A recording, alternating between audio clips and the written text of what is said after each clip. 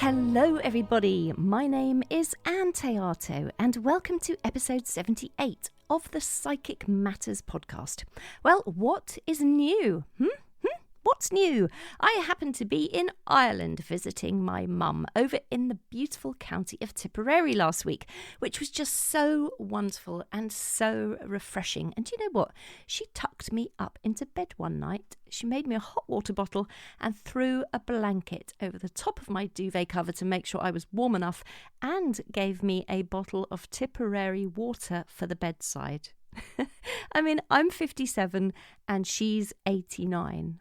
Wasn't that sweet? I'll tell you something, there is nothing more lovely than being tucked into bed by your mum. Truly, truly treasured memories. I also had the most marvellous invitation from a friend, Helena B. Scott, to join both her and local historian Liam Noonan on a unique and private exploration of Kilcooley Abbey in Tipperary, which is the ruins of an 11th century Cistercian abbey. Liam gave Helena and I a private tour, and my goodness, it was fascinating. Helena holds so much knowledge about the past, and she was able to point out to me the mason's marks on some of the stones and arches, explaining the incredible connections to the Knights Templar built into the very fabric of the architecture, and she explained why a mermaid had been carved into the walls. While we were exploring, we both came across what really felt like a distinct barrier of energy, and both of us declared that something very brutal we felt had occurred in that spot. And sure enough, Liam told us that human bones were found in the nearby wall. I had the incredible experience of standing alone in the soft silence and scrying into the holy water font, which was a tiny little alcove in the wall just by the entrance, which is where you would dip your hand in to bless yourself as you entered the abbey. Old as time, and conveniently, because there was no roof, it was filled with fresh, clear Irish rainwater. What did I see in that water, I hear you ask? Where did your psychic mind take you? Well, weirdly, I saw scenes of Egypt, camels, amazing pyramids, desert sand, nomadic people. I thought I was going crazy. I mean, why would I see scenes of Egypt in the water font of an 11th century holy abbey in the middle of Tipperary?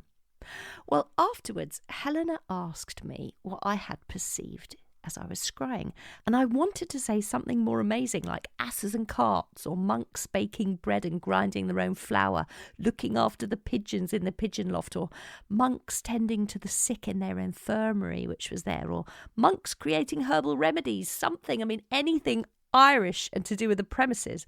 Instead, of course, I said I'd seen what I'd seen. And as you all know, us psychics must have courage and be truthful at all times as to what we perceive and what we see. So I told Helena I'd seen scenes from ancient Egypt, camels, amazing pyramids, desert, sand, nomadic people, and she told me that ancient Egypt is in her bloodline as well as the blood of the subjects of Queen Scotia. And this legendary queen came from Egypt, and her subjects were known as the Scotty people, later Scots, and they included Irish and Scottish, and that it is believed her tomb is in Tralee, County Kerry.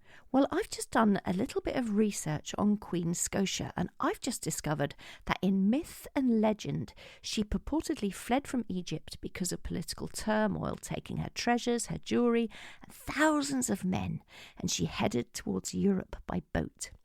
And since ancient times, of course, humans have been constantly on the run to find better homes to live in and peace in their lifetime, running from things like famine and natural disasters, wars and invasions and things like that. The Irish legends mention Scotia as an Egyptian princess who grew up in her kingdom at the time of the prophet Moses, and in more recent times, scientists have undertaken DNA research of the Irish people and found in their study that in ancient times some massive migration happened from the Middle East to Ireland almost 1,000 years before the Celts reached the Irish shores. According to a study conducted by the DNA Genealogy Centre in Zurich, Switzerland, they found that up to 70% of British and nearly 50% of Western Europeans are genetically linked with the great pharaoh Tutankhamun. And in my yearning to get to the bottom of it all, I've discovered that there's a book called Kingdom of the Ark by an author called Lorraine Evans. It's a bestseller, and Lorraine Evans studied Egyptology, ancient history and archaeology at both University College London and the University of London. And in this book, she states that the remains of an ancient boat were found in Yorkshire in the United Kingdom, and that it resembled the boats found in the Mediterranean that predate the Vikings and were used about 3,000 years ago. The skeletal remains of a boy were also found, and the features of that skeleton revealed that it was from around the same time as Queen Scotia, and they also found a necklace along with that boy's skeleton that was very similar to the structure and design of the necklaces used by the Egyptian pharaoh Tutankhamun, who the historians believe was a relative of Princess Scotia, either her father or her brother. And I didn't know any of that when I did my little scrying session in the ancient water font of Kilcooley Abbey in Ireland. Isn't it fascinating? You always learn something new on this show, do you not? So make sure you like and subscribe to Psychic Matters so you don't miss out on any of my fascinating upcoming episodes. And Helena B. Scott is going to be joining us as my guest in the new year, and I'm really looking forward to spending more time with her and bringing her unique knowledge and insights to you, the listener. Can you write me a review now, please? Please, please. I haven't had a written review in about 6 weeks, so could you be the person who goes to either Apple Podcasts or Podchaser and leaves me some kind words in writing about what you're gaining from listening to this show? It's much appreciated. Thank you. This week, I had the pleasure of interviewing kinesiologist, host and author Amanda Kate. Amanda explains that kinesiology amalgamates Eastern wisdom with Western science to facilitate energetic shifts that allow your body to heal itself from the inside out. Amanda tells us that kinesiology works to release accumulated stresses from the body, expanding our awareness, removing limitations, and propelling us forward. I really hope that you enjoy listening to this episode. I am very excited to introduce my next guest to you. She is an archetypal life coach, a kinesiologist, and author.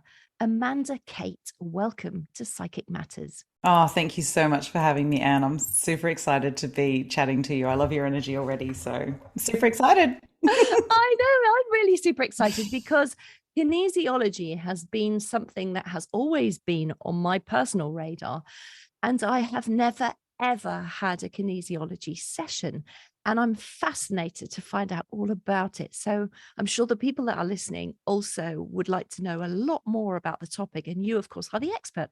So tell us, Amanda, where should we start? Where would we begin with a topic like this? I think the crux of kinesiology is that we take Western science and Eastern wisdom. So we're using the basis of quantum physics, really, which I know sounds really confusing and out there, but that's the bit for me to understand. Realistically, when you look at it, quantum physics have proven that the universe is 4% physical matter. So when you come into my clinic, your human meat suit that your soul is walking around in, for me, is 4% of the picture. And so I'm looking at the 100% of you, which includes, emotional, mental, spiritual, metaphysical, transformational, financial, relational, sexual, hormonal, all of those different other aspects of you that all feed into the one to create that whole being. And in the States, for example, kinesiology, and actually in physiotherapy and occupational therapy, kinesiology is just about the movement of muscles. Whereas as kinesiologists in the energy working space, we tend to look more at the full energetic profile and how energy is moving through the body and the systems of the body, and where it might be blocked or stagnant. I don't tend to sort of talk about that stuckness of or the blocked energy so much. I look at it more as stagnant because the energy has to be moving somewhere. And so we really look at what is causing stress to the body. And so say you go into a doctor and they go, you've got diabetes. You say, why do I have diabetes? And they go, you have all these symptoms, therefore you have diabetes. And you go, but why do I have these symptoms? Because you have diabetes.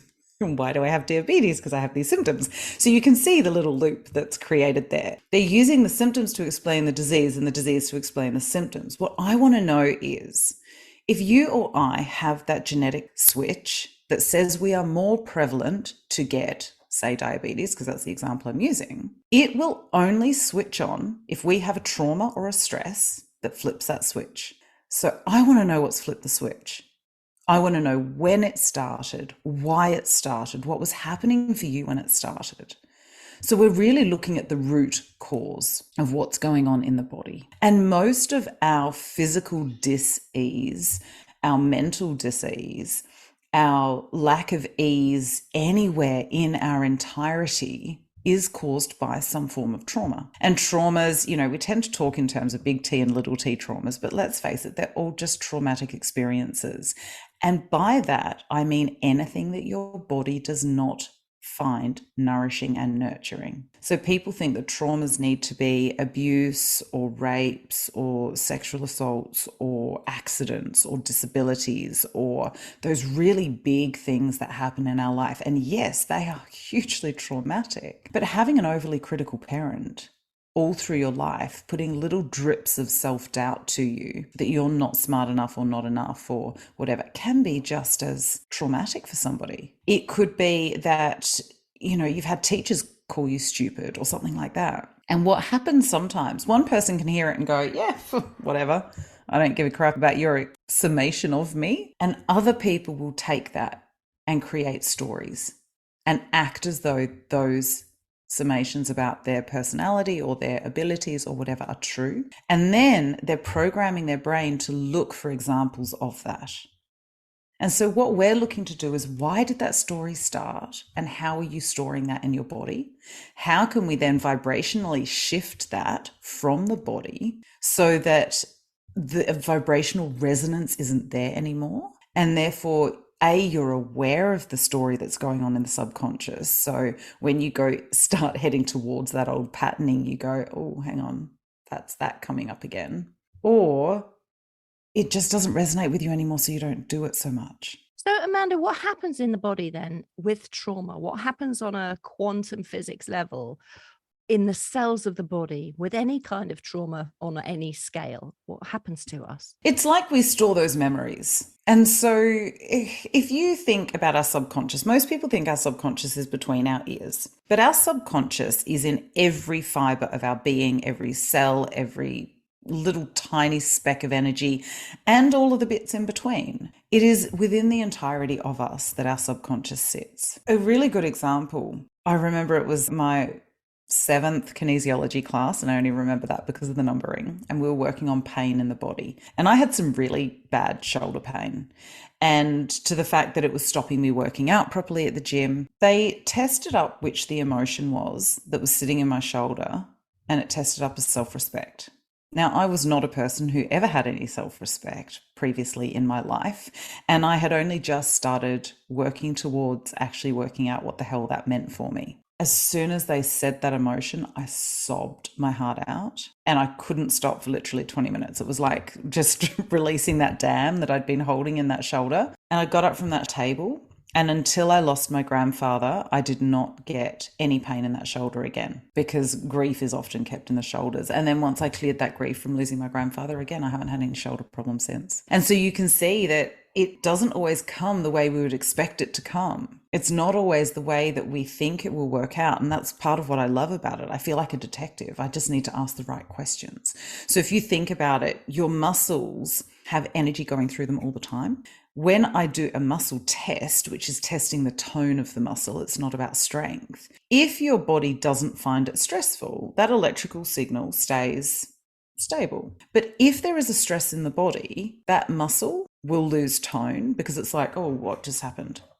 I don't like that. And so that's how we're reading the body, is by using the muscle tone. And then we can use that muscle tone as like a biofeedback system between your physical body and your subconscious mind and all of the other parts of you as well that want to read what's coming up. So say a little more about that. This fascinates me. You said that they tested up, and you've spoken there about your a little bit about method, but can you tell us what happens at a typical session? So somebody's going to come to you. What can they expect to happen? What are these tests and how do they work? So I guess the easiest way to describe it, people will come in and they will, obviously our first session is a lot of talking because I need to get that really detailed history of what's going on. And then I get them up on the table. So they lay down on the table, fully clothed. A lot of people are like, no, you keep your clothes on. I'm not interested in anything else. We're not massaging or anything like that. And we tend to use one of the forearm muscles because if you use bigger muscles, the arms are going to get tired and it's not going to be very relaxing or as effective with tired muscles. So we want muscles that don't take a lot of energy for you to hold up. And then by asking the questions and reading the tone in the muscle, we're getting answers from the body.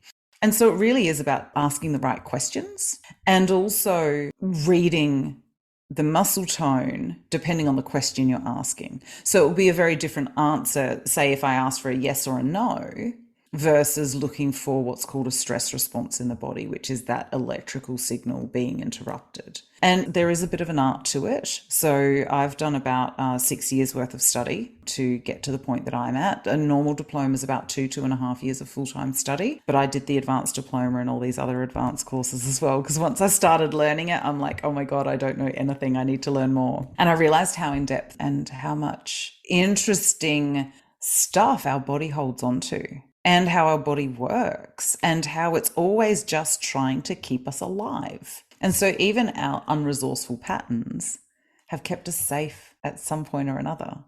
And we use them now because they kept us safe back then. And so once we find out why we got these patterns of behavior, we understand the emotions that were there, what was happening at the time that we adopted them as the right way to be, we're able then to really change that vibrational patterning moving forward. Thank you, Amanda. And then once you're asking these questions, are you asking them in your mind or are you asking them out loud? Does that even matter? It actually doesn't matter. I do ask them out loud because I think it's really important, one, that the person on the table is hearing the question, because often they will get the answer in their subconscious mind before I even tell them what's testing up for me. And the other thing is I like them to then speak, because when we speak, we hear ourselves. And it comes in a very different loop than when we talk to ourselves in our head. But at the same time, say, for example, man therapy tends to be a bit different. They like to speak a bit less. Yep, got that. Yep, that makes sense.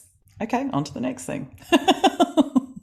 So it really does. And I'm not saying that's all men, by the way, but a lot of the men I've worked with, being much more, I guess, traditionally masculine men, it does tend to be a little bit, yep, got that.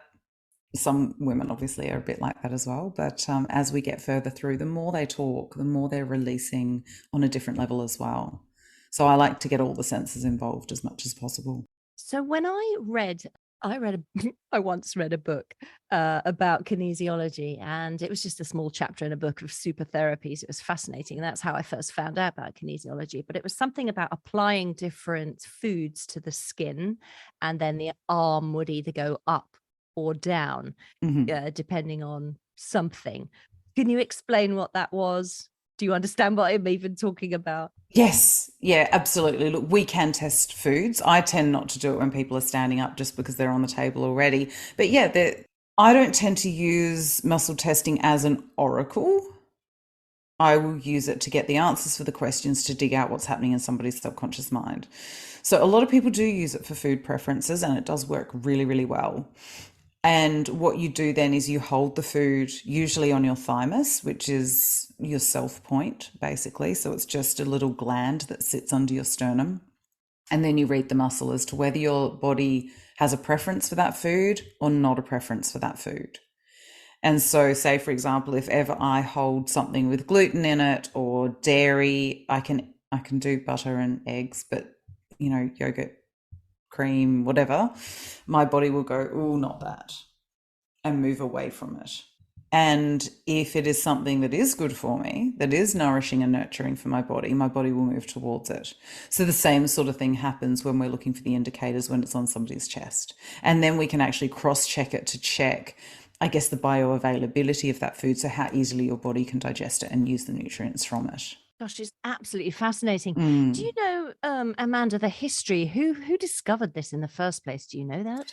I cannot remember all of the people, but they used to call them the Dirty Dozen of kinesiology. And so some of the original founders are people like Dr. John T. The particular method I have used is Dr. Bruce Dew. It really started sort of back in the 70s in the form that it is now. Charles Krebs was another one that was quite high up in kinesiology, but it brings in a whole heap of the more ancient philosophies as well. So things like mesmerism, and he used to look at the way energy moved through trees and through the ground and all that sort of stuff. So it does bring in a lot of that, I guess, the more esoteric, the more energy work that was being done. And George Goodall was another one. Some of the names are sort of dropping in, but there were basically a group of people who were developing it in different ways. And some of them were sharing their results, and obviously some less so, but we've got little bits. And part of what I liked about doing the PKP version that I do is that it does bring in a lot of those things from a lot of the different types of kinesiology. Yeah. What does PKP stand for, Amanda? Professional kinesiology practitioner. Oh, wonderful. Absolutely wonderful. So you say you've trained for 6 years, so this is amazing. And the people that have come to you, your clients so far, can you give us any wonderful examples of your work that has really benefited one or two of them? One of the stories that I gave in my book actually was about a client who came to me and she just said, I've never loved myself. If you can even get me to not hate myself, this will be worth it. And in the first session, we actually went back to her moment of conception. And she got the message that it was not an act of love. And we cleared some of the emotional stress that she was carrying around that. And when she hopped up from the table, I said to her, before we do anything else, I said, go look in the mirror. And she went, I don't recognize myself. Her energy was just different. She just had a different glow about her. Her facial features looked like they'd changed. It was phenomenal. It was such a big change and such an honor to work with her in that way. And she only probably came for maybe four sessions, but she just found such profound change in that short time, which was amazing. Another one I actually did at a festival, and this one's also in my book, and she'd been self-harming and so had scars up both arms. And I literally had about 15 minutes to work with this person because I did a little come and try kinesiology, and then I did a half-hour, slightly longer one, and then I did a full hour so that people at the festival could choose their length. And her mum sent her to me for literally 15 minutes. And I thought, give me a challenge, why don't you? Yes, I don't know I can do much about this in such a short period of time. Anyway, we worked through the session, obviously didn't see her again. Ended up going back to the festival the following year, and this girl ran up to me and gave me a massive hug, and she had not harmed herself since our session. Wow. It was a real turning point, and that was just such an honor and it was mind-blowing, to be honest. She was clearly ready to receive whatever message it was that she got. Did she speak about how it felt inside? I mean, I guess it's a festival, so it's just a quick hello, goodbye, whatever. But I wondered if she said anything about how it had affected her afterwards. Both of them just said it just changed her life. Just completely turned her mindset around from being in that space of self-loathing to learning how to love herself. And obviously that's a practice we're all still working on. Yeah. But, you know, at least she wasn't doing the same sorts of acts. And it was, like I say, astonishing. That's astonishing. It's such a short time as well. Yeah. Yeah, amazing. And Amanda, I know you've had your own journey to get to the point where you decided to train to be a kinesiologist. So maybe say a little bit about your earlier life. So I was in quite a toxic marriage.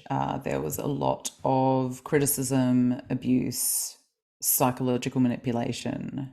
I was separated from my family. My family were in Australia and I was living in the UK. So there was isolation and loneliness as well in there. There was a lot of stuff that went on behind the scenes that I kept very well hidden from a lot of people. And basically that's what wore me down, was the living a lie. It looked to the outside world like, you know, I'd married this rich, successful man. We had 2 beautiful children. We traveled. We had the, you know, beautiful house, all of the things. We emigrated back to Australia in 2011. And in 2013, I started needing 3-hour naps in the afternoon. So about 14 months after we moved back here. And I just could not keep functioning the way that I had been. And it took 4 professionals to tell me I had chronic fatigue before my now ex-husband believed me. He's like, "Oh, you're always exhausted. Everyone else just gets tired. What is wrong with you? Everything has to be worse for you." I'm like, no, there's actually reason for this. And the way I found kinesiology was we went on a holiday in the March of that year. And I thought we'd had a lovely, lovely evening. We got back to our apartment with the children. Apparently, we did not have a lovely evening. And he spent 4 hours telling me exactly why it was not a lovely evening and what I had done wrong and what was horrible about my personality. And literally was just pacing our hotel room. It was frightening. And I'm concerned because the kids are sleeping next door. So I'm worrying about that. And I'm also devastated because I'm like, I thought we'd had a beautiful evening and now you're coming back with this bullshit at me. Like, this is insane. And I literally could not function for the rest of the holiday. I was like, this is pointless. So I just stepped back. I barely said anything. I just couldn't find it in my body to re-engage with the holiday. We got back to Melbourne and people would ask me how I was, and I'd be in tears because I actually couldn't speak. And so I went to the doctor to get a mental health care plan because, of course, I believed that I was broken, and had a referral to see a psychologist. Rang them up, and the receptionist was actually the one who changed my life in so many ways. She said to me, I can't get you in for the mindfulness training that this psychologist is running until the end of May, because that's the next course. I can't get you in with her until the middle of May. We're in April, and it sounds like you're under a lot of stress. She said, who's supporting you? Now, for years before, doctors are saying, you're the healthiest sick person we've seen, and your blood test results are fine, and here, how about you try some antidepressants? And I'm going, I don't need antidepressants. I know that's not the problem. Fundamentally, I know that's not the problem. And intuitively, I think that's the first time my intuition screamed and I actually listened, because it had been screaming for years for me to get out of my marriage. But I listened to it and I was like, I'm not taking those. And I found the natural therapies that way. But once that woman had asked me that question, I was like, whoa, okay. There's some serious deficits in my life. And she said, we've got a kinesiologist here in the building. Would you be interested? And I'm like, I have no idea what that is, but I'm willing to try anything. And that first session, I still remember it was the 24th of April, 2015, changed my life. And the 24th of October, 2015, literally exactly 6 months later, I was sitting in the classroom for our introduction day. So yeah. Wow. It was amazing. That is an incredible story. And I'm so sorry about your challenges that you had there. We all have them. But we are we are often taken down into those deep valleys of experience so that we can assist others out of theirs. Yes. So absolutely. Yes. So that obviously started your incredible journey forward. Yes. You mentioned earlier that you've written this book. Tell us about your beautiful book. So, my book is called Divine, Messy, Human, and it's a spiritual guide to prioritizing internal truth over external influence. And the reason I guess anyone writes a book is it was the book I needed before I started this journey, I guess. And so there isn't much of my story in there. There's little snippets, but for the most part, the book is about the tools and techniques and what I've learned to get me from that place of self loathing into a place of self love and abundance and gratitude and inner peace and move into, a reciprocal loving relationship from a toxic relationship. And so I cover things like emotional fluency, so understanding the emotions that we're feeling and being able to name them. I talk about balancing opposing principles, so the masculine and feminine principles. Again, nothing to do with gender, it's the archetypal aspect of masculine, feminine, how we can balance those within our body. I talk about why we have such a propensity for darkness with our negative thoughts. I talk about humor and the spiritual path. I talk about what spirituality means to me. I talk about being able to hold paradox easily or more comfortably. So we're not in that binary thinking of yes, no, right, wrong, black, white. We start to understand that multiple things can be true at the same time. And so I sprinkle in sometimes my story, but sometimes my clients' stories, really to illustrate those points the best way that I can. And they're little bite-sized chunks or chapters. They're not even quite long enough for me to call them chapters. They're just little bite-sized bits that people can dip into and out of. And literally it just flowed that way. It just sounds amazing. And where can people buy it if they would love to read that? So I do have it on my website, but obviously that gets expensive if you're anywhere but Australia, which is www.amandakate.com.au. It is on Amazon. It is on Kindle. They're probably the easiest places. And I know, say, for example, the US Barnes and Noble do stock it online. So there might be a few also in the UK. I haven't done too many searches on all the different platforms. Fantastic. Well, I'll put a link to your book in the show notes for this episode so people can just click on that and they'll be led to your book directly, which is amazing. But congratulations on writing that. And I think small snippets are what we need. We're such a busy society at the moment. Life is so busy for everybody. Just to have something small to read that will lift and help and assist is just beautiful. Yeah. Well, even when I was writing the book, I chose the font so that it was easy enough to read. I think it's a 12 font or something. So it's easy to read because I didn't want people to be squinting and struggling to digest it. And so that was actually really important, a lot of those sorts of decisions. I know that my market tends to be women in their probably mid 30s up to early 60s. Even I've had some clients who are in their 70s, 80s and 90s. So and the reason I talk about that internal truth is that all through my life I have had those intuitive nudges. I have had that intuition. I've known it's there, but I have not listened to it or acted on it or trusted it. And that was the biggest change that started to happen when I found kinesiology and found the natural therapies and found alternative healing modalities that were actually shifting that stress from my body and repatterning my nervous system so I could become a different person. It helped me really tune into that and tune out all of that external noise. Whereas previously in my life, I was living it to what everybody else thought I should be living my life to, with job, with partners, with literally every decision I made. And now that I tune that out, I've got a much clearer and more direct line to my source and creator. It is beautiful when we finally come into alignment with what we were put here for. Oh, yes. It is pretty life-changing, isn't it? To let go of everybody else's opinion and actually say, no, this is me. This is who I am. 100%, 100%. And I think anybody who finds these sorts of practices tend not to get there by taking the easy path. Most of us do tend to choose challenging paths or traumatic paths. And that's how we find what we're meant to do. And if somebody listening to this is thinking, I'd really love to find out more about kinesiology, where can we go and train? Where are the places that we can learn the topic well? I'm sure there's lots of people out there teaching it, but where are the good places to go? I wouldn't actually be able to tell you for most countries. I do have a number of contacts in the UK and different places. Looking for the modalities that are accredited is always a good start. I think you can do a weekend course and pretty much call yourself a kinesiologist. And I think this is perhaps where regulation, I'm not a huge fan of regulation, but I think it may not be the worst thing in the world. And also looking at, say, the kinesiology associations and what courses they recommend and what courses they stand by.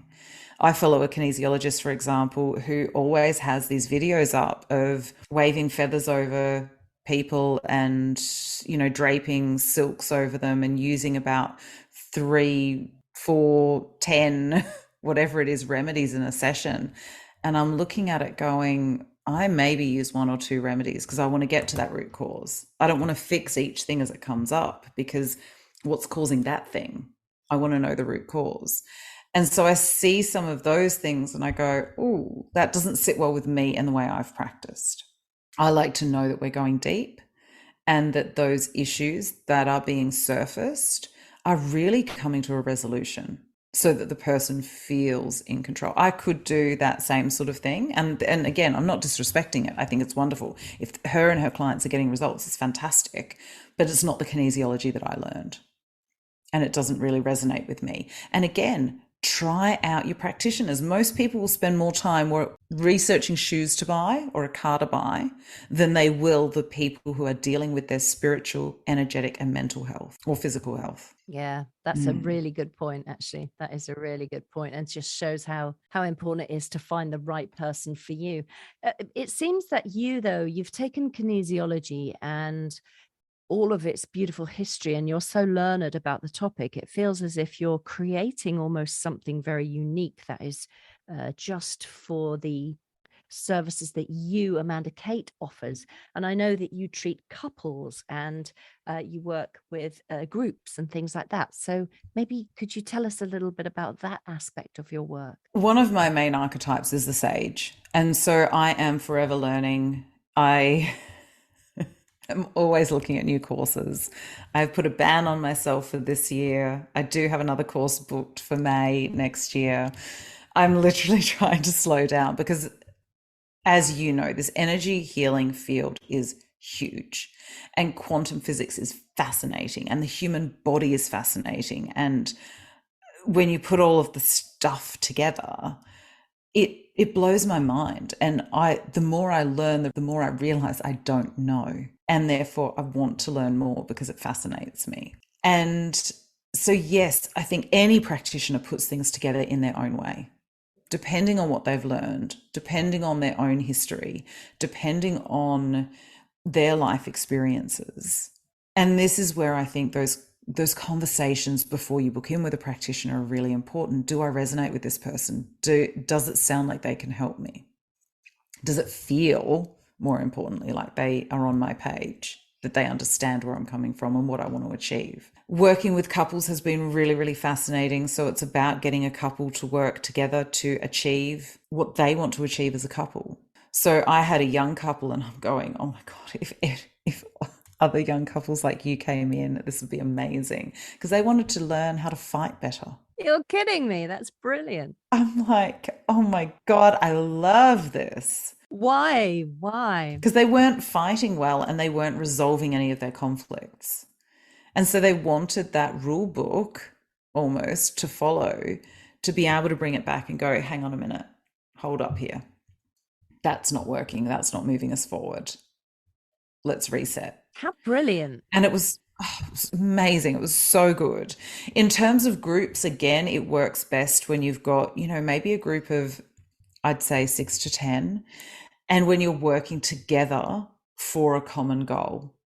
So it really is about bringing the whole group into a cohesive energy space and harmonizing that energy so that that goal is much easier to achieve. So if you think about, a team project, okay, so what is feeding into that project that is making it less likely that we're going to succeed in the delivery of that project or goal or whatever you want to call it?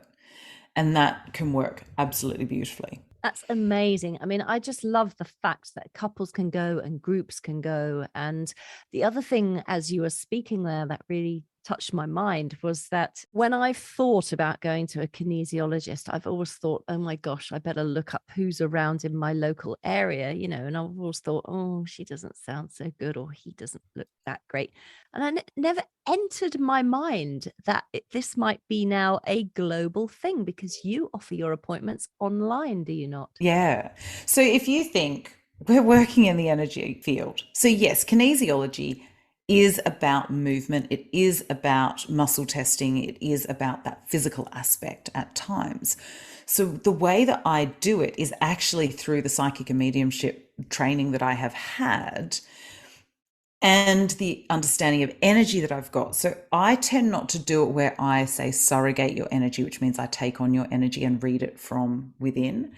I imagine I'm tuning into your radio station and that I am throwing my energetic field like a blanket over you to be able to read what's going on. And then I muscle test on myself. So it really is, again, bringing in that more energetic quantum physics type way of thinking about things. So my energy field becomes a blanket, and then at the end, we take that blanket off and we've got our own energy without mixing the two together, because I want to make sure that I'm really keeping clear on what I am clearing for you. That's incredible. That sounds so exciting, and that's just brilliant. Absolutely brilliant. What have you done in terms of mediumship and psychic work? That's something our listeners are very, very interested in. There is a lady based here in Melbourne who is incredible. Her name is Joanna Sopanos, and she has actually written a book, Giving Spirit a Voice, The Mechanics of Mediumship. And she studied in the UK, she's studied all over the place. And so I only did a short amount of work with her, and I went to a number of her workshops. And so that was the formal training I've had. And then through my Reiki development and through some other work I've done with other coaches and kinesiologists, I've also been developing those skills, and also my own work with spirit. But that book of Joanna's is amazing if you want to get the tools and techniques and understand, as it says, the mechanics of mediumship. It's amazing. And the cards, she's actually got daily practice cards that go along with that, with the different exercises that you can do to develop each one of your clair senses. Amazing. So phenomenal resource. Oh, that's brilliant. I'll put a link to that as well in our show notes as well for that lady. I might have to bring her onto the podcast as well. Oh, she would love it. She would be amazing. Yeah. Fantastic. And Amanda, where do you think the future lies with kinesiology? Obviously, it's a growing, expanding topic, and it's so huge. But where do you feel you want to start moving into over the next little while? My ideal would be that the client, the patient, whatever you want to call them, is the center of the model.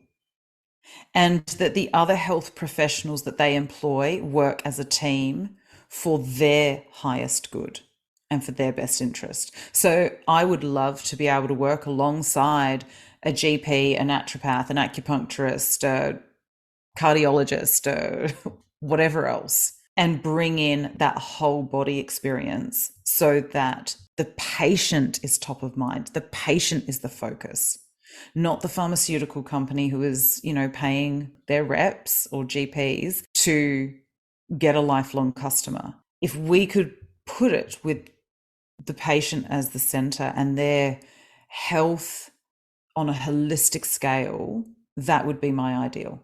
I would absolutely love it. I haven't gotten where I am today with just one modality.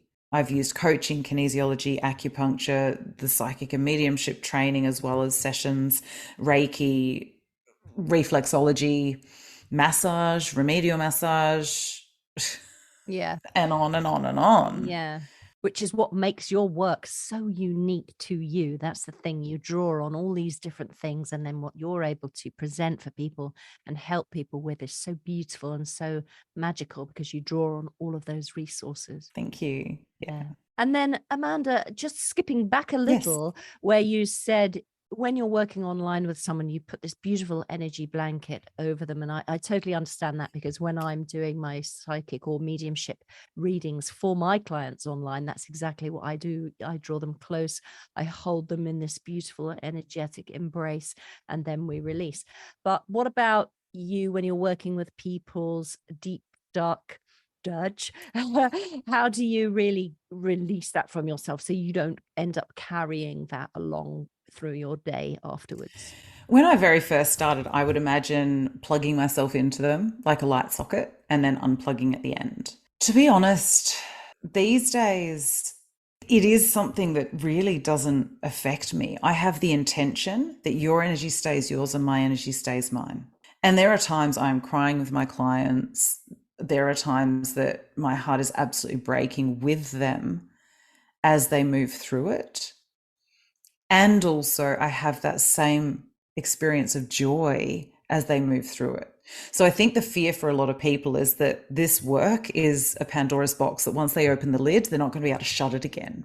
But when you have the right practitioner and you're in the right healing environment, we're opening the box and letting out whatever you can handle at the time, whatever you're ready to look at as well. So my intention is that things come up when people are ready and when I'm the right practitioner for them to clear that with. So I do tend to get different results because I have all of those intentions in place. I also know that in the session, it is about what is in your highest good, which means that I'm working with my spirit guides, with their spirit guides, with the whole team, with this person's highest health and vitality as our end goal, whenever that may be. And each session is unlayering and rewiring the parts of the body and nervous system that the client can handle. We don't want to put you back to factory settings and have you shut down because it's too much at once. We do it in layers. We do it gradually. We do it as fast as your nervous system can handle. And then we reintegrate. So I'm not letting people go out where we've cleared all this stuff and they've got these big gaping energetic holes. It really is about wrapping that up again to make sure that they are congruent and whole. And I've had people go to some motivational seminars and they've come to me for balances after because they've gone out to release all of this stuff in these group settings. But the people who are facilitating that release are then not closing the containers and making sure that these people are, so they're coming home going, I don't understand what happened. Like, I've just been at this incredible motivation seminar and I'm a mess. And when you start clearing what's actually come up for them and you start, closing over some of the containers, it's like, oh, okay, now I can integrate this stuff. So again, it's being really mindful of how you want them feeling at the end of the session as well, and how you can put that back together. It's really beautiful. Thank you. Mm. And just as we finish, perhaps one of the last things, or the last thing you could maybe offer people that are listening, if they can't afford to come for a session, either financially or through time, is there something we can do for ourselves at home on a kinesiology basis that might assist and help? The thing that I will teach most of my clients is whole body testing. So if you stand with your feet firmly planted on the ground and you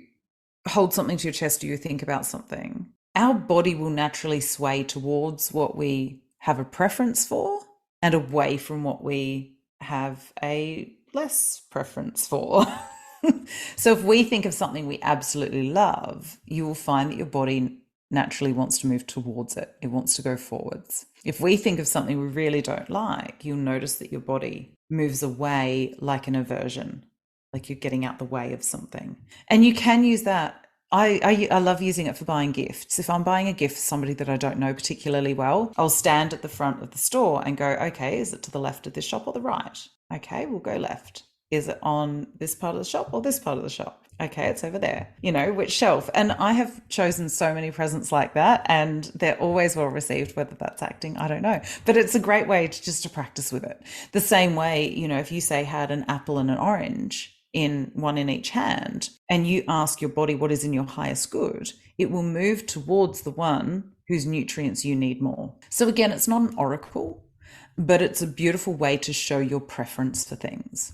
The other thing is really about, and again, this is how I set myself up for sessions, is grounding that energy down. So pushing that energy down through my feet to really anchor into Mother Earth, drawing that earth energy up to energize all of the chakras on the way up, coming out of the crown and connecting me into the heavens, and then drawing that heavenly energy back down through my body, again energizing the chakras and pushing that heavenly energy into the earth. So imagining myself plugged in like a battery. I have connection to earth and sky, heaven and earth, Father Sky, Mother Earth, whatever you want to call it, but I'm fully plugged in. And when I'm like that, you know what it's like if your TV remote battery is not in properly and you've got to give it a whack.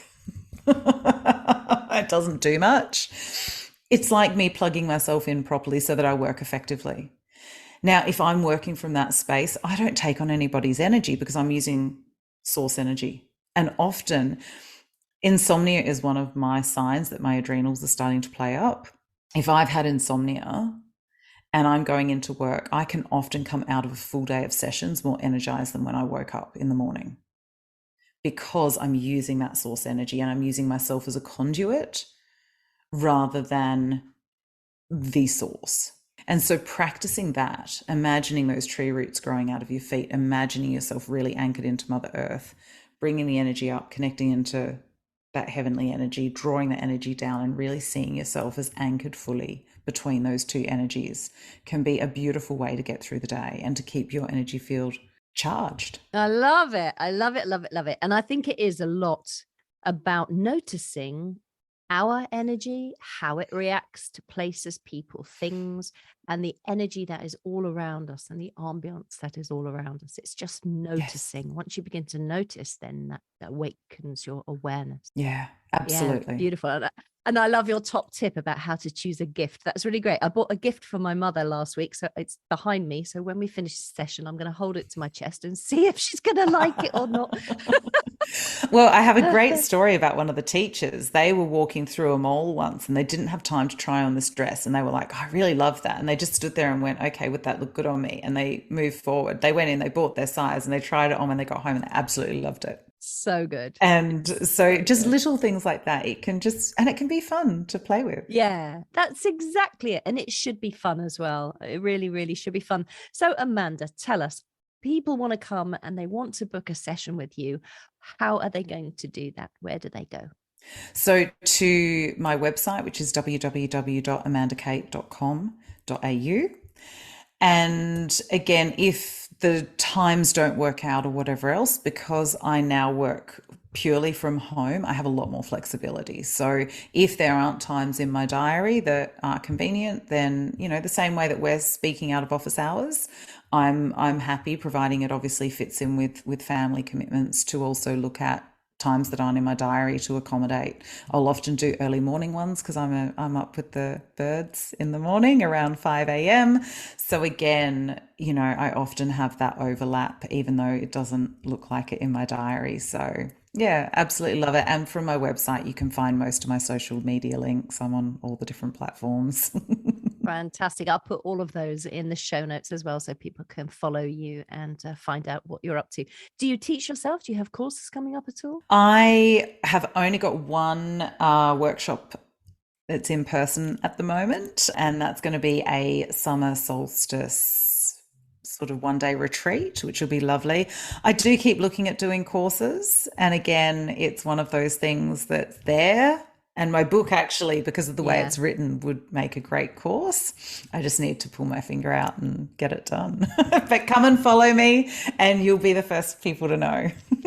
I think that's the thing, isn't it? Let's all sign up to your mailing list and then you'll let us know when those things come out. Exactly. Amanda, it's been fantastic talking to you. Thank you so much for your time. And I really wish you all the very, very best with everything you're achieving out there in the world. Oh, thank you so much. I'm so honored to be here and be in your energy and be speaking to you. You've got to keep shining your light as well, because this is how we create more light in the world, is people having these platforms and using them to share messages about different things that are out there and other people's stories, so that when we are going through those times of struggle, we know that we're not alone. We know that other people have been there, that other people have found their way out of it. And so I have so much gratitude and thanks for you and appreciation for what you're doing. So thank you. Amanda Kate, thank you.